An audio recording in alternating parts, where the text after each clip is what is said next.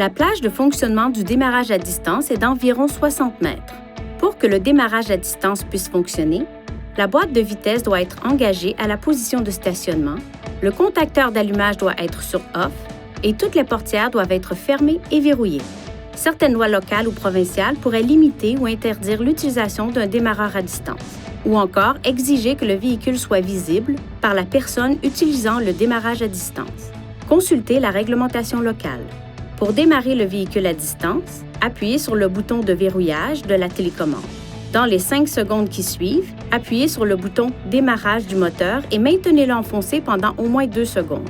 Le moteur se met en marche, les feux de stationnement s'allument et le système de chauffage et climatisation automatique commence à réchauffer ou à refroidir le véhicule en fonction de la température extérieure, de la température dans le véhicule et du dernier mode utilisé. Pendant cette période, l'affichage et les commandes de climatisation et de chauffage ne pourront pas être utilisés tant que le contacteur d'allumage n'aura pas été activé. Le moteur fonctionne alors pendant 10 minutes avant de s'arrêter.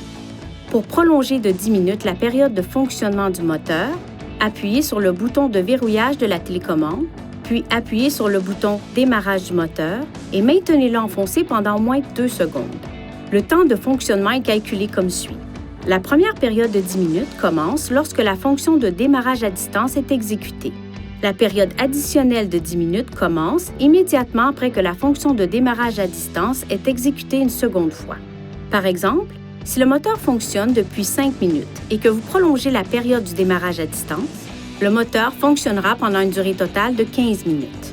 Appuyez sur le bouton « Démarrage du moteur » de la télécommande à tout moment pour annuler le démarrage à distance du moteur. Après 2 démarrages à distance, le contacteur d'allumage doit être désactivé puis réactivé avant de pouvoir utiliser de nouveau la fonction de démarrage à distance. Pour conduire le véhicule après avoir utilisé le démarrage à distance, enfoncez la pédale de frein et appuyez sur le contacteur d'allumage.